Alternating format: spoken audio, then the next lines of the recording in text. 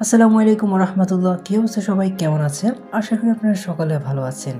নিয়ে আসলাম আপনাদের সবার প্রিয় সম্পর্কের বন্ধন গল্পের পার্ট 5।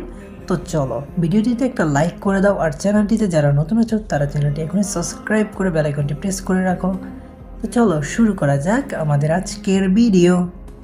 ওনাকে একটা কিস করে উঠতে যাব, তখনই উনি আমাকে এক টান দিয়ে নিজের সাথে মিশিয়ে নিলেন। তখন আমি বললাম, আরে করছেনটা কি?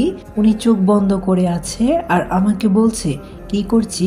আমি আমার বউকে আদর করছি, আপনার কোনো সমস্যা আছে নাকি? তখন আমি বললাম, সারা রাত করেও কি মন ভরেনি, এখন আবার শুরু করে দিয়েছেন? তখন উনি আমাকে বলল, তা কি আর মন ভরে?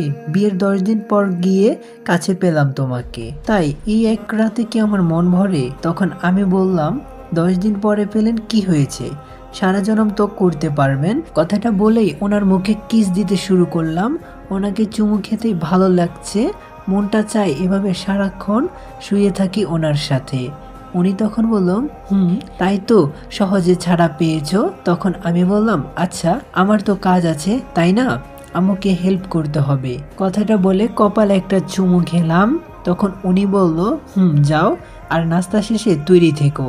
তখন আমি বললাম, কেন? উনি তখন বলল, ওমা ভুলে গেলে নাকি? নিজেকে খুবই বুদ্ধিমান ভাবো, রাতের কথা সকালে ভুলে গেলে। আসলে আমি কিসের কথা বলতেছে আমি বুঝতে পারছি না। তখন আমি বললাম, আপনি রাতে যে পরিমাণ আদর ভালোবাসা দিয়েছেন, এতে কি দুনিয়ার কথা মনে থাকে?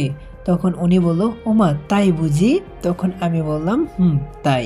উনি তখন বলল, আচ্ছা এখন যাও, নাস্তা রেডি করো। রুমে থেকে বের হতে যাব, তখনই উনি আমাকে বলল, ওই। আমি বললাম, বলেন। উনি তখন বলল, মাথায় কি কিছু আছে তোমার? তখন আমি বললাম, কি? উনি তখন বলল, ফ্রেশ হয়েছো তুমি? আমি বললাম, না। উনি তখন আমাকে বলল, গোসলটা কে করবে শুনি? কিচ্ছু তো শিখো নাই, জীবনে শুধু ফাঁকিবাজিটাই করছো, আর আমাকে বলে আমি নাকি ফাঁকিবাজি করছি। তখন আমি বললাম, ইস রে, আমি তো ভুলে গিয়েছি। আচ্ছা আপনি করছেন তো? আমার জিহ্বাটা কামড় দিয়ে কথাটা বলেছি। উনি তখন বলল, হ্যাঁ আমি করেছি, নামাজও পড়েছি। আর হ্যাঁ, আজ নামাজ পড়ো নাই কিছু বলিনি, পরের ওয়াক্ত থেকে এক ওয়াক্ত নামাজ যেন মিস না হয়, মাথায় তুলে আছাট মারবো। একটু রাগীভাবে বললেন, তবে ওনার এই কথাটা খারাপ লাগেনি, কারণ হয়তো উনি ভালো কথাই বলেছেন বলে। নাস্তা শেষে তৈরি হতে এসেছি, এসে দেখি উনি নেই, হয়তো কোথাও বেরিয়েছেন। মুরগিওয়ালা মুরগি দেখতে গিয়েছে। বাবা আমার শেষমেশ মুরগিওয়ালার কাছে বিয়ে দিলেন। তবে মুরগিওয়ালা হলে কি হয়েছে, আমারই তো উনি। বাবার চয়েস আছে বলতে হবে। শাড়ি পরতে পারি, তবে এতটাও না। শাড়ি পরার চেষ্টা করতেছি, এমন সময় উনি রুমে আসলেন। আমি ওনাকে দেখে বললাম, কি গো মুরগিওয়ালা, কোথায় গিয়েছিলেন? আমার যে বুকে ওড়না বা শাড়ি নেই, শুধু ব্লাউজ আছে, সেদিকে এতটা খেয়াল করলাম না আমি। উনি রুমে ঢুকে আগে দরজা অফ করে দিলেন, দরজার সামনে দাঁড়িয়ে আমার দিকে নেশাক্ত হয়ে তাকিয়ে আছেন। তখন আমি বললাম, কি হলো, এভাবে রোবটের মতো দাঁড়িয়ে আছেন কেন? উনি তখন বলল, বেটার হুঁশ ফিরল। তখন উনি আমাকে বলল, দরজাটা লক করনি কেন? তখন আমি বললাম, বাসায় কি আপনি ছাড়া অন্য কোনো পুরুষ আছে? উনি তখন বলল, আমি আছি তো। উনি আমার কাছে আসলেন, তখন আমি বললাম, তাতে কি হয়েছে? উনি বলল, আমি যে তোমায় এমন ভাবে দেখছি, এতে তোমার লজ্জা করছে না? তখন আমি বললাম, লজ্জা তো কাল রাতে আপনি আমার কেড়ে নিয়েছেন, অন্তত এই রুমের ভেতর আমার কোনো লজ্জা নেই। আর আপনি দেখছেন তো কি হয়েছে, আমি তো আপনারই। আমি কথাগুলো খুব সাধারণভাবে বললাম। তখন উনি রহস্য করে বলল, তাই নাকি? আমি বললাম, তাই। এখন দাঁড়িয়ে না থেকে আমারে হেল্প করেন, বলেই ওনার হাতে শাড়ির আঁচলটা ধরিয়ে দিলাম। উনি তখন চোখ জোড়া বন্ধ করে আমাকে বলল, তুমি তো দেখছি আমাকে নর্মাল থাকতে দিবে না। তখন আমি বললাম, থাকতে বলছে কে শুনি? উনি বলল, সেটাই তো। আমি বললাম, তো এখন এতটা নর্মাল হওয়ার কাহিনীটা কি শুনি?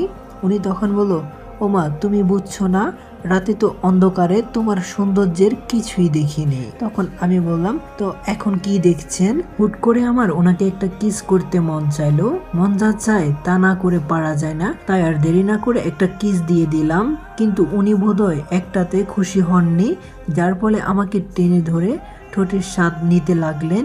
ইস, লোকটা যতই কাছে আসে ততই অনুভূতি কাজ করে, ইচ্ছে করে ওনাকে আমার সাথে মিশিয়ে নিই। হৃদয় স্পন্দন বেড়ে গেছে আমার, ধুপধুপ করে শব্দ করছে আমার বুকে, ঠাঁই দিয়েছে মন তাকে আমার মনের রাজ্যের সিংহাসনে। আমি তখন বললাম, কি করলেন এটা?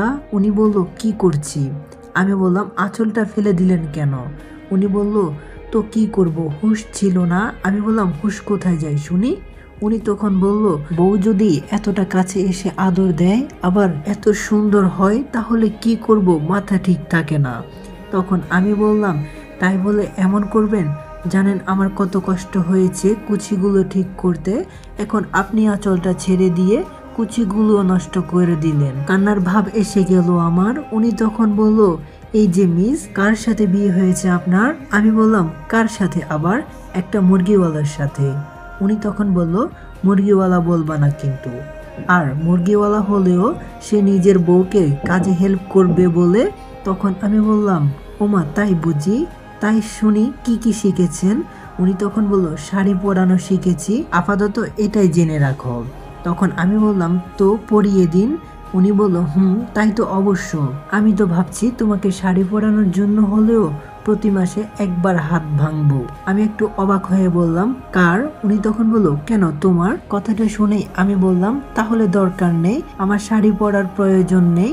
প্রয়োজনে আমি মিসকি পরে থাকবো, তবুও আমি একটুখানি আঘাত সহ্য করতে পারবো না। উনি তখন বলল, এত অস্থির হচ্ছ কেন? আমি তো ভাঙবো বলেছি, ভাঙিনি। আর তুমি যদি সব সময় পরিয়ে দিতে দাও, ভাঙার আর কি দরকার?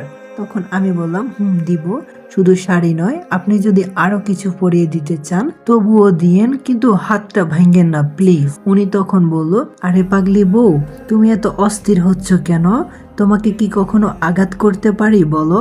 কথাটা বলেই আমার উন্মুক্ত পেটে একটা কিস খেলেন। শাড়ি পরাচ্ছেন উনি, আমার পেটে বারবার টাচ করছেন, ভালোই লাগছে ওনার ছোঁয়াগুলো। তখন আমি বললাম, ওই দৌড়ান তো দেখি। উনি তখন বলল, কেন? আমি বললাম, আরে দৌড়ান না। উনি বলল, উনি দৌড়াতে একটা চুমু খেয়ে বললাম, এবার আপনি আপনার কাজ করেন। উনি তখন বলল, পাগলি একটা। তখন আমি বললাম, ওই আমাকে পাগলি টাগলি কইবেন না কইলাম।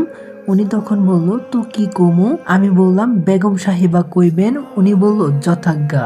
নিজ হাতে কুচিগুলো গুছিয়ে দিলেন উনি। শাড়ি পরানো শেষে আমাকে আয়নার সামনে দাঁড় করিয়ে বললেন, আমার রানীটাকে একদম দেখতে রাজরানীর মতো লাগছে। আমি বললাম, কেন, আমি কি রাজরানী নই? উনি বলল, আমার রাজ্যের। আমি বললাম, অনেক সুন্দর হয়েছে, কোথা থেকে শিখেছেন? উনি বলল, ইউটিউব দেখে। তখন আমি বললাম, তার মানে আপনি ইউটিউবে ওই মেয়েগুলোর উন্মুক্ত পেটগুলোর দিকে তাকিয়েছেন? উনি বলল, মেয়ে নয় তো, পুতুল ছিল, রাগ করছো কেন তুমি? তখন আমি বললাম, সে যাই হোক, তাকাবেন কেন? আপনি শুধু আমার দিকে তাকাবেন। তখন উনি বলল, ওকে সরি, আমার ভুল হয়ে গেছে, এখন তুমি বোরকাটা পরে তৈরি হয়ে নাও, আমি ওয়েট করছি। তখন আমি বললাম, ওই শুনুন। উনি বলল, বলো। আমি বললাম, আপনার বাইক আছে না? উনি বলল, আছে তো। আমি বললাম, বাইকে যাব। তারপর আমরা দুজন আম্মু আর আপুকে বলে বেরিয়েছি, ওনার বাইকের পিছনে বসে আছি। খুবই সাবধানে বাইক চালাচ্ছেন। ভেবেছিলাম বউকে বাইকের পিছনে বসিয়ে হিরোপান্তি দেখাবেন, কিন্তু না, তার মাঝে দায়িত্ববোধ আছে।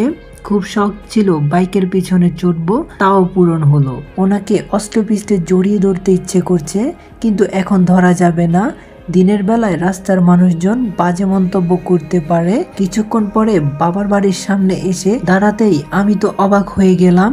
তো গাইস, আজকের পার্টটা কেমন লাগছে ওইটা কমেন্ট করে জানাবেন। যদি ভালো লাগে এই চ্যানেলটি এখনই সাবস্ক্রাইব করে বেল আইকনটি প্রেস করে দেন। আর আজকের এই পর্বের কোন জিনিসটা আপনাদের সবচেয়ে বেশি ভালো লেগেছে সেটা কমেন্ট করে জানাতে পারেন। আর আপনাদের কাছে একটাই চাওয়া, এই ভিডিওটিতে 1K লাইক এবং 200 কমেন্ট আপনারা কমপ্লিট করে দিবেন। আমি শুধু দেখতে চাই আপনাদের গল্পের প্রতি কতটা ইন্টারেস্ট আছে এই জিনিসটা দেখার জন্য। আর আপনাদের লাইক কমেন্ট আমাকে আগ্রহী করে তুলবে। তো যারা ভিডিওটি দেখছেন ফটাফট সাবস্ক্রাইব করে দেন, 2K সাবস্ক্রাইব কমপ্লিট করে দেন। তো নতুন ভিডিও আসা পর্যন্ত সবাই ভালো থাকবেন, সুস্থ থাকবেন।